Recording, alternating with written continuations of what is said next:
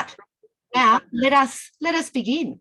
Hello and welcome. My name is Christine Gordon. I'm the Programming Manager for Readings, which is a very fortunate role for many, many reasons. And one of them is because Mark is my boss, but more about that later. Before we get started, what I want us all to do, all of us here in this community of thinkers and readers, I want us all just to take a little moment out of our day to reflect that wherever we are here in Australia, wherever we're zooming in from, that we're on land that's not ours. We're on land that's not been ceded. And I know when I give an acknowledgement of country, how important it is for me to send respect on behalf of all of you, for me to say how glad we are to live in this beautiful country. But I reckon when I've got a group of people like you here, when I've got a group of people that keep asking questions, that keep reading, I think that we can do something greater than that. I think we can make a commitment to read First Nations stories. I think we can make a commitment to read poetry written by First Nations people. And I reckon we can all choose to be quiet and listen carefully to the First Nations people so that we can understand the land that we live on so much more. Now, back to that Mark Rubbo, back to one of the many reasons why it's a joy to work at Readings. Mark, as you know, is the Managing Director of Readings, a position that he's held since, way before me. That's not actually true, Mark, but I like to say that. I do believe I'm actually the same age as Readings. And Mark is known in the community as someone that has endorsed many, many books, who has supported many, many authors. He continues to do the good work of supporting Australian literature, but he does more than that. He does more than ask the sort of questions that we all want the answers to. He has decided that his business, the business that I work for, will also be a model on how to give back to the community. He is, of course, the founding member of the Readings Foundation, an organisation that gives away hundreds and thousands of dollars each year. He also has programs to support staff education and so much more. It is a treat to have someone, a businessman like Mark Rubbo, talking to our guests today. Let's make them all very welcome. Mark, over to you. Well, thank you, Chris, and welcome everyone. We're here to talk about this wonderful little book with Richard Denise. Richard is, probably most of you know, as economist at the Australia Institute, which is one of Australia's premier think tanks. He's also a prolific writer, writing for The Guardian, the Australian Financial Review, the Saturday paper, the Monthly, and occasionally other journals too. He was in the Sydney Morning Herald the other day and The Age. I always enjoyed reading your work, Richard. I love it. It's clear, it's understandable, and occasionally and often very inspirational. And you're the author of a number of books, or the co-author. And this new little book is, I found it really stimulating. I hope it sort of prods people to think, and people who can do things about it. So I'm really looking forward to talking to you about this book and seeing where you're coming from. Now, look, for years we've been told that what we have to do is balance the budget. That's been the primary thing, and you know, Scotty and Josh, that was what they were working to before COVID struck, and that they said that was the Holy Grail. But in this book, you say that's not the Holy Grail. So tell us why. Yeah, look, I mean, the emperor isn't just naked, he's stark bollocksy naked. I mean, there's nothing in economics ever. I mean, I've been teaching economics for 25 years. There's nothing in an economics textbook says the number one thing a government should do is balance the budget. Now, I'll give you a few reasons why, but let's just put it into context. The last American president to balance the US budget was a guy called Bill Clinton. The last UK Prime Minister to deliver the budget surplus was Tony Blair. All right, no one else in the world cares. Like, I know it's hard to hear that, but no one cares. It's just not a big deal. So that's step one. Step two, why should they care? The idea that it takes 365 days for the Earth to get around the sun, that's a year.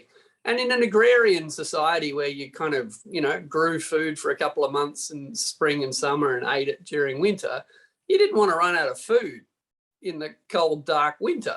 So the idea of balancing the amount of food you produce and the amount of food you ate over a 365-day period might make sense. It's got nothing to do with managing the economy.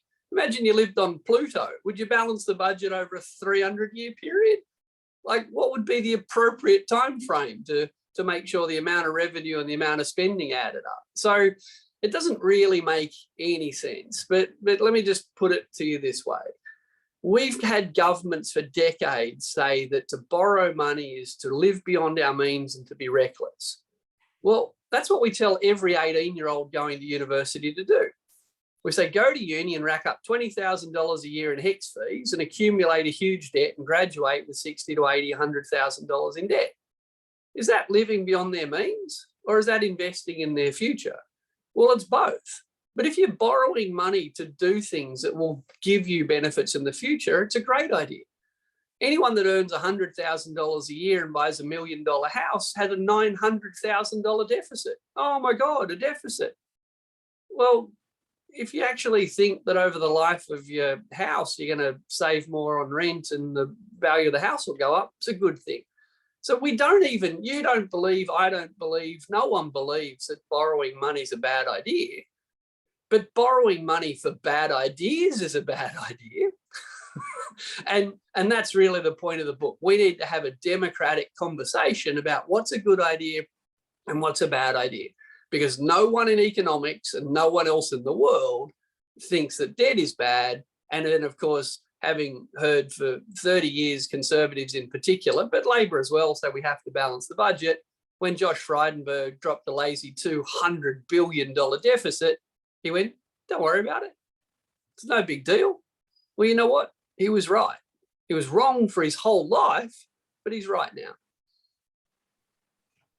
Right. So, but still, I'm still trying to grapple with this. A household has to pay back its debt. Yeah. So why doesn't a government have to pay back its debt? All right. So a household doesn't have to pay back its debt, by the way. Like if you die owing money, what are they going to do? But most people don't want to live like that. Most people think, well, I'd like to pay off my house and have some money saved up by the time I retire. So when's Australia planning to retire? What's the date that we're going to pack it in? So again, I'm not saying that just borrowing money and spending it on crap ideas is a great idea. That's not what the book says at all. But the idea that a 365-day period is somehow important is weird. The idea that there should be a particular day in history where we become debt-free and then start to accumulate savings, that's weird. But let's actually flip that on its head. If your business makes a profit, that means that you made more money from your customers than you spend on your costs, and you get to hang on to that profit. And that's good, and that's fine, and that's capitalism. But when a government runs a budget surplus, it means the government is collecting more from me in tax and you in tax than it's spending on us in services. So it's like, who's it making a surplus from? Us.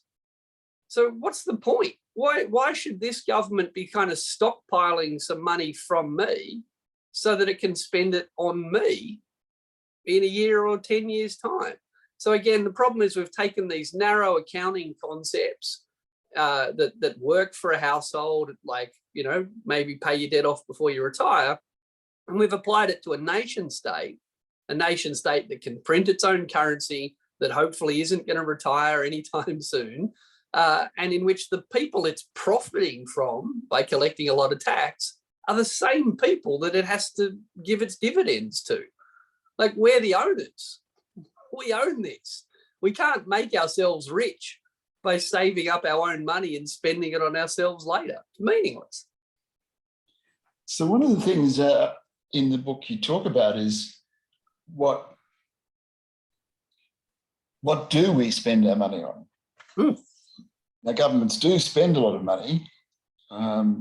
We've just signed a huge deal to buy, what, $90 billion worth of nuclear submarines that may never be delivered. Presumably they're all not going to be manufactured here, so they're not going to create any jobs. So what's the good of that? Oh, look, so good question. But I mean, so let's be clear, you know, Australia is one of the richest countries in the world. We're living at one of the richest points in world history. And only an economist can say this to you, $90 billion isn't a lot of money, right? It's just not a lot of money. It's actually over the 50 years of the subs project, it's actually rounding error. And again, only an economist will tell you this. So each year, the Commonwealth government spends around $500 billion, $500,000 million every year out the door. And that's our money. It's the House of Representatives is full of our representatives. It's up to us to make sure that that money's spent on the things that we think are most important. Now, in Australia, we've not been able to have this debate about what areas of spending do you think are most important and what would you like more money spent on and what would you like less money spent on. We've actually been kind of patted on the head and told by our betters that we're not allowed to have a debate about the shape of government spending. We've just been told that the size is too big and we have to just shrink public spending. So the big kids are having a conversation about shrinking public spending for 30 years. And because it has to get smaller, we've never really got explained why, but because we believed it had to be made smaller, if I showed up and said, gee, I think we could spend a lot more money on aged care because, you know, I don't want my mum to be malnourished. And someone else says, well, gee, I think we could spend a lot more money on childcare like they do in the Nordic countries because I actually want to encourage parents to get back to work who want to get back to work. And I want kids to get access to high quality child care when they're young if they want it. So we're not allowed to kind of talk about what we want because for 30 years, we've just been told we have to cut spending, we have to cut spending. But of course, the key point of the book is that literally the richest countries in the world, the countries with the highest productivity growth, the countries with the highest GDP per person, and actually the happiest countries in the world are the big taxing, big spending countries of Norway, Denmark, Sweden, and Finland. And in Australia, we're actually told if we don't cut spending, we won't be able to compete with China. If we don't cut wages, we won't be able to compete with China. It's like, well, have you ever heard of a Volvo? Have you ever been to IKEA? Other countries manage to make things and sell things, even though they have high wages and high taxes. So going back to what you said before, that there's nothing stopping governments by spending lots of money. So why do we have to have taxes then? Oh, what we can't spend, we can't, there's no magic pudding. That's what economics is about. So basically the reason we need to collect taxes is that I wish I had my whiteboard here, but I know it's a webinar. Let's picture a pie that says, here's how much stuff we can make in Australia, right? If we all kind of worked hard all day long, you know, we can make a nice big pie's worth of stuff. And the amount of people in the country determine how much stuff we can make, how productive each person is determines how much we can make, how many factories we've got, how much infrastructure we've got. These are all the factors of production, and they determine how much stuff we can make. Now, if I come along and say I want to double the size of the health sector and double the size of the education sector and double the size of the defense sector, and I don't want to shrink anything, then that's not going to work. All right. While the budget doesn't have to balance every year, if the government tries to double its production and we don't try and reduce consumption of anything else, well, we're going to run out of stuff. And that'll show up as inflation, that'll show up as other problems. So really what tax does is make room in the economy for the government to be bigger. So if you give Richard, so the stage 3 tax cuts are coming in, people earning over $180,000 a year are about to get a $9,000 a year tax cut. Okay, so According to this government, the fairest thing we can do with the tax system right now is give a $9,000 tax cut to people earning over 180 grand. What does that really mean? It means they've got $9,000 more to spend on coffee or lunch or dinner or a new car or whatever it is they want to buy. But by giving them a tax cut, we're saying you can hang on to more resources, you go buy more of the things that you value, but the consequence in the long run is that the public sector will inherently be smaller. So the big spending countries like Norway and Denmark and Sweden are the big taxing countries. That's not a coincidence, but they don't have to balance the budget every 12 months. That's meaningless. Right. So how do we change this conversation? I mean, you referenced in quite glowing terms the efforts of the Menzies government. Yeah, big government. Big government, establishing universities, the Snowy Hydro, a whole lot of things. How has the conversation changed? And the priorities changed?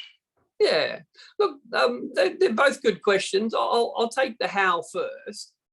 So Menzies gave us this enormous public sector investment in the Snowy Hydro scheme, tax concessions, public spending and regulation to really massively drive home ownership, lots of big visionary stuff. Like, don't get me wrong, the Menzies government was tired by the time they ended, but Menzies did not avoid trying to reshape Australia.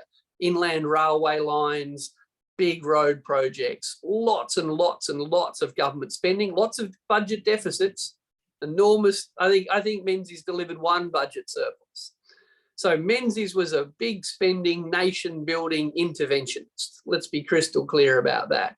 Whitlam comes along and says, how about free universities? How about sewers out through suburbia? How about all sorts of stuff that people remember? Fraser comes along, had an entirely different agenda, but he gave us the Human Rights Commission, he gave us freedom of information laws, he made government more accountable and more transparent. Hawke comes along, gives us Medicare, intervenes in Tasmania and stops the Gordon below Franklin Dam being built. All right. Our former prime ministers used the enormous power of the state to invest, to build, to grow, to change. What does Scott Morrison do?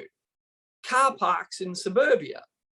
I mean, how on earth did we get to the point where the allegedly small L liberal, allegedly free marketeer, allegedly small government conservatives woke up one day and went, I know what an important role for the federal government is, Scott. What's that, Josh? I think we should be building car parks in suburbia.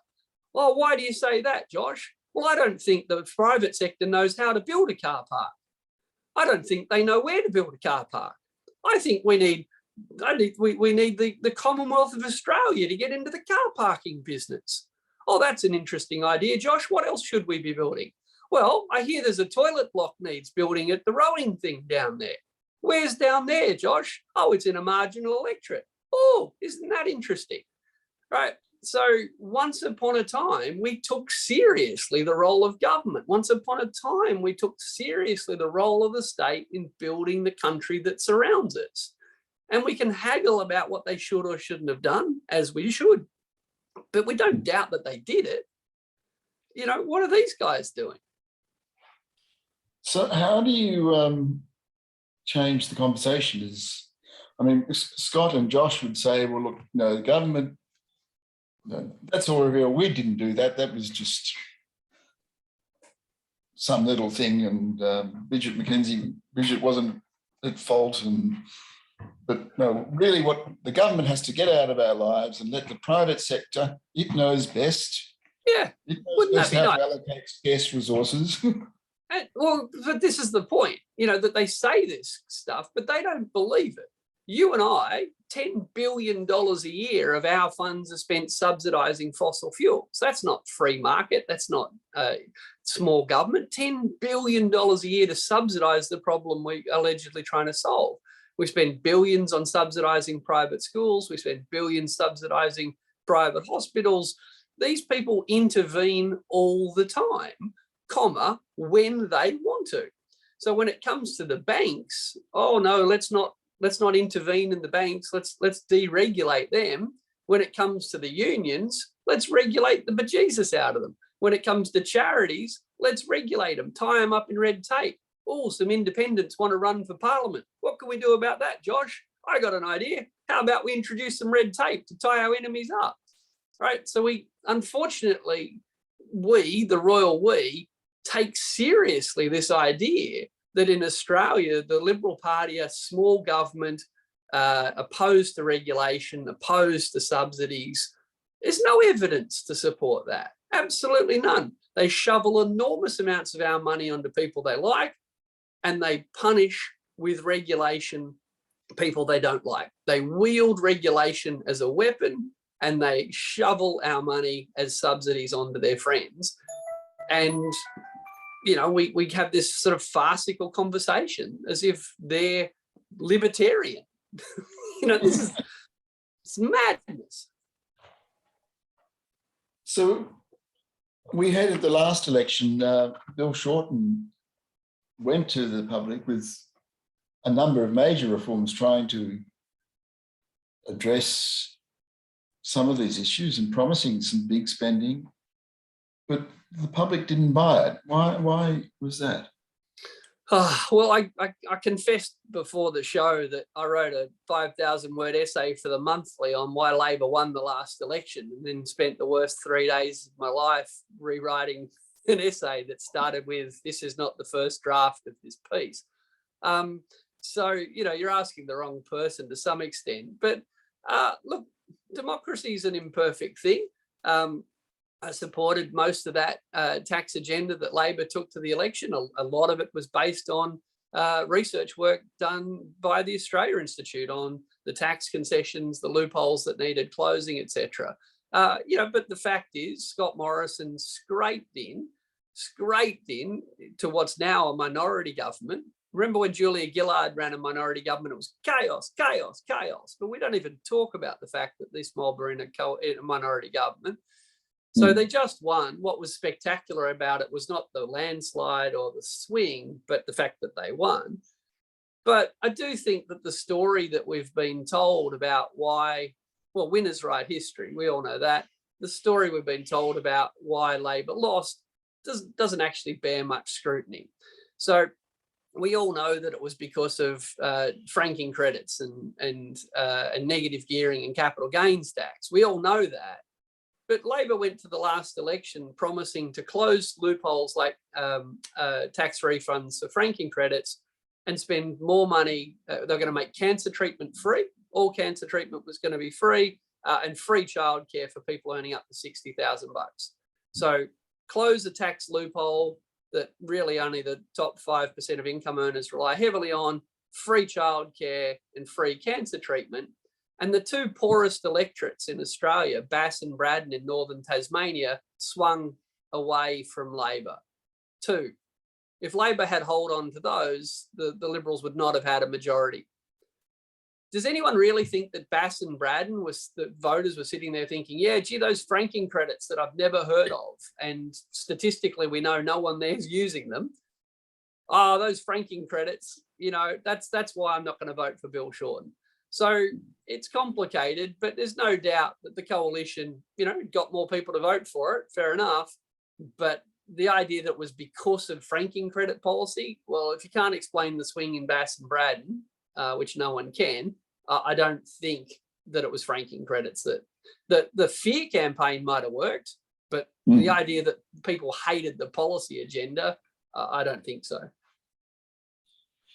And the result of that, of course, is that the current Labor leadership is trying to keep a very low profile and have no radical policies to reform our economy and to create a more equitable society.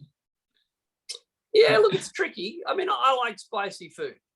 And so if I go out for dinner and the food's spicy, I think that's nice. But if the food's too spicy and the customers don't come and the restaurant goes broke, I don't get to eat the nice spicy food. So I guess if you think of democracy as this very imperfect mechanism for kind of saying who we're going to put in the big chair, Labor took a pretty progressive, very progressive tax and spend agenda to the last election and they lost. So I guess they had two choices: try the same thing again or try something different. Now, again, I like my spice and I like my tax system progressive.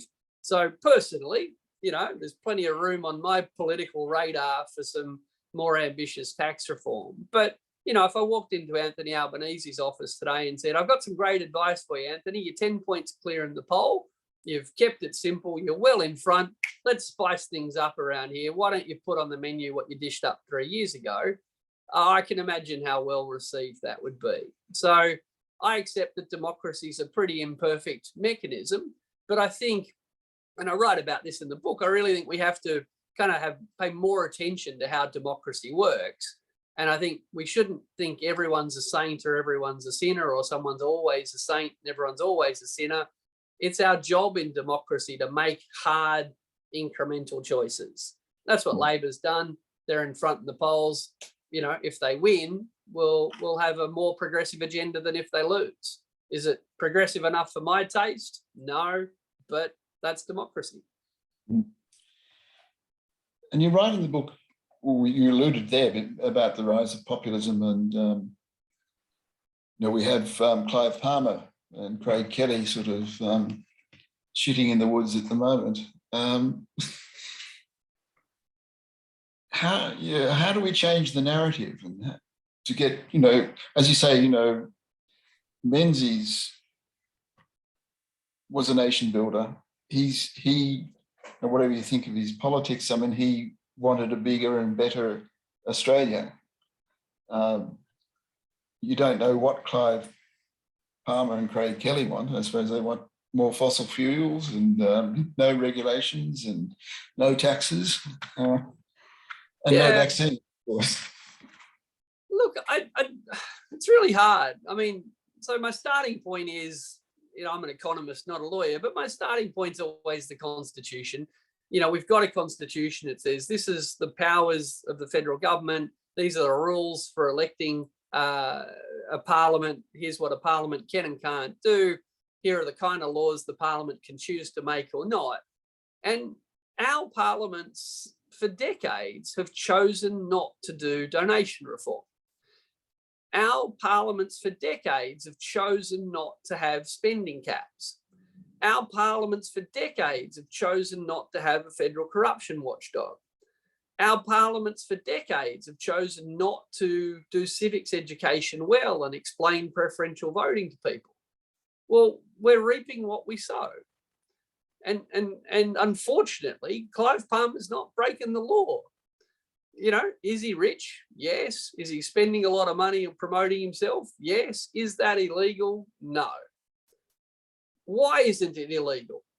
Because we haven't made it illegal, the royal we. It is up to us as individuals, as organisations, as an active body politic to raise people's expectations of democracy, to raise people's expectations of politics, and to put institutions in place and to build a culture where this sort of stuff shouldn't happen. But we have to be really careful to sort of, you know, don't get me wrong, I don't think that Clive Palmer played a constructive, positive role in our democracy at the last election, and I don't think his ads are doing much to help informed voting this time. But so unconcerned by that, what happened at the last election, was Scott Morrison, that he didn't do anything to stop it happening again. So I actually think Scott Morrison, with all of that pork barreling and all of that pride in, yeah, of course I spend bucket loads of money on people I like, and by refusing to have a federal corruption commission and refusing to deal with donation reform, I think he's actually given us a gift. How can we tell ourselves it doesn't matter who you elect? Right? How can we say they're all the same? When Scott Morrison says, when I shovel billions of dollars onto my mates, that's not corrupt, that's democracy. Well, you know what? He's right. So how do we then tell ourselves it doesn't matter who we vote for? So, yeah, I hate to say it, but we have to own our own shit here. You know, this didn't just happen. It didn't just sneak up on us, right? You could have seen it coming, and people like myself, and I'm not alone, have been waving our arms around literally for decades, saying, how about we have a corruption commission? How about we do donation reform? And it hasn't happened. And this is what you get. So if you don't like what you see, don't tell yourself it doesn't matter who you vote for. That's what they want you to think, because then we disempower ourselves. Democracy thrives on high expectations, and we've had our expectations lowered of their conduct. We've had our expectations of how well they choose how to spend our money so much that we're not sitting around going, how come Germany can give free higher education, not just to all of its citizens, but to temporary residents and refugees? If Germany can do that, how come we can't? Right? No one's sitting around asking big, interesting questions about our democracy, but we are sitting around saying, oh, they're all the same, they're all crap, you can't fix it. Twitter, let's blame Twitter. Democracy can't work because of Twitter. Well, here's a tip. Sweden's got Twitter. Norway's got Twitter. New Zealand's got Twitter, but they don't have our bereft political culture. Well, it's interesting. And I suppose it's a question we all ask ourselves. You mentioned, you obviously, in your book, you refer often to the Nordic countries. What in particular have they done that you really admire and that you'd like to transport here? Look, I mean, so, I've spent a fair bit of time in the Nordic countries. I think they're interesting. I don't want to live there. I don't want to copy them. I don't want to be Norway down south. The reason I focus so much on the Nordic countries is because usually when I talk about things and say, the budget deficit doesn't matter that much, high taxes aren't the end of the world, it's okay for governments to regulate business, people think it's crazy utopian nonsense. Where's you ride here on a unicorn, did you, Richard? So the reason I talk about Norway so much is because it exists. Right? It is real. It is a place. It's not an idea. It's not an ideology. It's one of the richest, happiest countries in the world. So I talk about the Nordic model, not because I just want to do that, and I'll give you some examples of things I'd like to do, but because they do it and it works, and it's not theoretical. It's not la la land. And keep in mind, these people have got Russia right next door. Right? They are not aligned to the US. They're not in the Five Eyes intelligence sharing service. They have independent foreign policy. They have Russia right on their door, and they still live the life they want to live. Now, one of the things that shocked me researching the book was to learn that Taiwan, with a population about the same size as Australia, 200 miles from mainland China, China makes an explicit territorial claim to Taiwan. We spend more on defense than Taiwan. And we're more afraid of China invading us than Taiwan. And I mean that. We've surveyed it. Australians are more worried about China invading us than Taiwanese are. So despite being in an alliance with the US, outspending all of our neighbours combined on defence, outspending the country closest to China, which China says that they have territorial claims over, despite our submarines, our joint strike fighters, our Abrams tanks, all of that, we're still scared and insecure. And the most interesting thing about the Nordics is they're not scared and they're not insecure. They actually think that they can shape their own country. They can have their own independent foreign policy. So the thing that I admire most about them is that they actually still see themselves as having agency. They don't moan about globalization and, whatever. They're just like, well, what are the rules? How do we shape them? What do we do? How do we be who we want to be in a changing world? Well, we just sit around getting told, cut spending, cut taxes, cut wages, privatize things, compete with China, be afraid. Well, guess what? No one's happy. It's not working. And the Nordics are the happiest people in the world. So what would you say we need tax reform. What reforms would, this is a big question, what reforms would you say are the easy pickings that no, that's a Dorothy Dixer. Thank you. Medium pace outside off stump. Well, we hear a lot about we need to, broaden the base of the GST. All right, stick it on private school fees and private hospitals. We talk all the time about needing to put the GST on bananas and apples, as if somehow this is going to transform the economy. Dear God. So, yeah, when it comes to the GST, if you want to shut people up about that, say, do you think we should put it on private schools? And I guarantee all the powerful people will skulk away. But what do we really need to do? Well, every economist in the world, every trained economist that doesn't work for the fossil fuel industry at least, would agree that a carbon tax is a good idea. It will increase the efficiency of the economy. So let's scrap $10 billion a year in subsidies for fossil fuels. There's $10 billion to play with. Let's put a tax on carbon pollution. Doesn't even have to be that high. Stick in a low one, let it rise steadily over time. Don't get caught up on the price, just get the principle in. The Ken Henry review, which everyone, all the tax reform people, I call them rhinos, reformers in name only. They never want to pick a hard fight. The Ken Henry tax review said we should collect a lot more tax from our natural resources. Well, Australia is now the biggest exporter of liquefied natural gas in the world. We overtook Qatar a few years ago, but Qatar collects 20 times more tax than we do on gas. We export more gas than Qatar. They collect 20 times more tax than us. So we need to get rid of fossil fuel subsidies. We need a carbon tax. We need a resource rent tax, as we've already designed and tried to do. And at some point, we have to look at wealth taxation and tax-free capital gains, unlimited tax-free capital gains. And again, all of these things happen around the world. The pinko lefty communists in the United States of America have got death duties. All right. The idea that the sky will fall if some tax is paid when an estate moves from one hand to another is crazy. And pick a number, $10 million. If it's less than that, you're exempt. If it's more than that, you'll pay. We'll collect a fortune. When Gina Reinhardt dies, yes. There's but seriously, there's a $20 billion fortune, $20,000 million. If some of that came back to us rather than all of that went to her kids, tell me what the problem would be. Would her kids be poor? Would they be disincentivized? In no other country, or in few other countries, would a gift that big be tax-free. Oh, interesting. See, it's easy.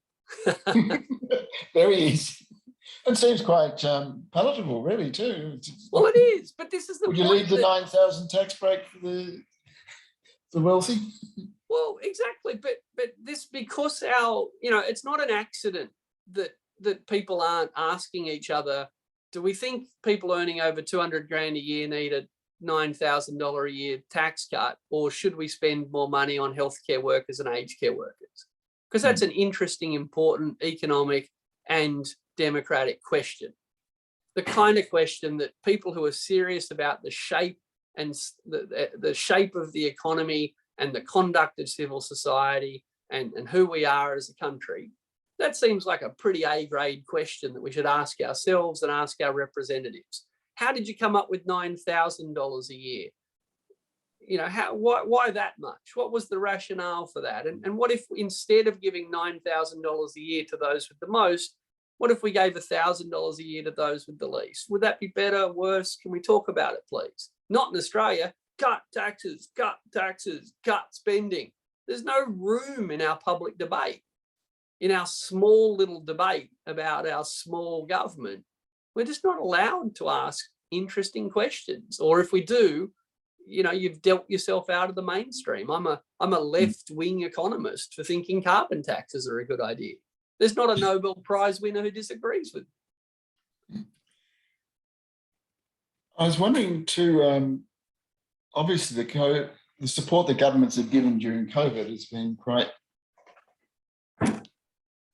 radical in the sense, because we'll take Josh, for example, dropping what $200 billion on supporting people and businesses. And there seems to be also, you know, taken from what you've said in your book, this sort of an acceptance more of this, what they call the modern monetary theory. Is that sort of where you're coming from in that? Oh, yes and no. I mean, I'm very familiar with modern monetary theory. You know, used to work with some of the major proponents of it back when I was an academic. But what modern monetary theory really says is a nation state that issues its own sovereign currency can't go broke, right? And no one disagrees with that. I certainly don't. But for me, so if that's what modern monetary theory is, yep, sign me up. But, you know, I think Keynes said something similar. I think Kalecki said something similar. But, you know, I don't care what acronyms we use. But once we accept, look, governments don't need to balance the budget every year. And almost no other country in the world even bothers to try. For me, that what theory sits underneath that is almost irrelevant. Let's just own the fact of it. Menzies delivered budget deficits and the sky didn't fall. You know, George Bush never even tried to deliver a budget surplus and the sky didn't fall. So, you know, we don't all have to be macroeconomic experts to understand that it's the role of the state to accumulate resources in the form of tax to divert our consumption spending away from stuff and focus it on the things that we collectively want. Now, in some countries, plenty of African countries, plenty of Southeast Asian countries, they collect very small amounts of tax and they spend very little on public schools and public hospitals and public transport. Right, that's fine. They've still got economies. They're still there. They're still human. It's fine. And of course, in Northern Europe, you've got the other extreme. They accumulate a lot of resources through the tax. They spend a lot of resources on health and education and transport. And they just happen, coincidentally, to deliver the highest productivity, richest, happiest people in the world. And here's us in little old Australia, 12th biggest economy in the world, right? We tiny population, enormous wealth, a whole continent to play with, no strategic rivals. The countries we're afraid of would have to invade a hell of a lot of people before they get anywhere near us. And here we are sitting down here shitting ourselves and feeling poor. You know, how did that happen? And it didn't happen by accident, because if we feel scared and if we feel broke and if we feel divided, then we won't all demand that Gina pays some more tax and the Bunsen burners work at my kid's school. Right, I live in Canberra, right, richest city in Australia, and my kid goes to a high school where 3 years they haven't fixed the Bunsen burners. Right, that's Australia. Let's own it. Right, we had a royal commission that said there's people dying of malnutrition in our aged care homes. Dying of malnutrition in our aged care homes. Oh, quick, Josh, what do you think? Will we fix that, or will we give $9,000 tax cuts? Well, I think we better give the tax cuts, Scotty. Right, let's own that. That's a democratic choice. That's a priority. Someone made it on our behalf. And if we tell ourselves they're all the same, we're saying it's fine. Well, it's not fine from my point of view. It's appalling, but it's a choice. But if they make that choice and people vote for them again, it must be all right. So I think we probably have to finish up in a minute. Perhaps we were talking before we started, and you revealed that you're a bit of a betting man. So are you? But you only bet on. You don't bet on the dogs. You don't bet on the horses. You bet on elections. Yep. Are you optimistic? I am. Keep in mind, I was optimistic before the last election. But no, look, I am for lots of reasons, including, you know, polls aren't perfect, but long period of time, these polls have got worse for the coalition, not better. If you think in November or December last year, there was a pool of undecided voters, literally undecided, either didn't know or didn't care yet. It's hard to believe that through December and January, a whole bunch of them went, yeah, Scott's got it going on, doesn't he? I wasn't sure who I was going to vote for, but I think I'll go that way. Maybe some did, I don't know, but my gut says no. The polls say no. But yeah, we don't know how much money Clive Palmer's going to spend. We don't know how outrageous the budget will be when it comes to taking our money and spending it on their priority seats and their priority demographics. Once upon a time on election night, prime ministers would always say, "Thank you, I'm honoured, I'm here for all of us. I'm not here for the people who voted for me. I'm here for us. I promise. Give me a chance. Let's do this." Now we have prime ministers, and Premier Gladys Berejiklian in New South Wales said the same thing. Of course, I just funnel the money into the marginal seats and I reward the people who voted for me. Don't you know how politics works? So anyway, there's a whole bunch of unknowns. I'm an eternal optimist. I'm quite cynical, and some would say brutal at times, but got to be an optimist. But hey, it's a democracy, and if these people get re-elected, I'll go along with it. I'm not threatening to move to New Zealand. I'll just know that people in my country think that tax cuts for high income earners is more important than getting rid of malnutrition in aged care or giving nurses a pay rise. These are our choices. Richard, thank you so much for tonight, and thank you so much for writing this little book. If you haven't read it out there, it doesn't take too long. It'll make you think, and make you think about what we can do to change our society for the better. So thank you so much for your contribution. It's been a great pleasure having you tonight, and I wish you all the very best. Thanks so Mark, much. and thanks for all you do to promote books and ideas and authors. And yeah, it's a thin volume about a big topic. Someone told me it's like a TARDIS. There's more on the inside than you expect, but it's a quick read. Yes. Well, good luck. All right. Thank you. Good luck to all of us too. Good night, Thank everyone. you. Good night. Good night, everyone. Thank you so much, Mark.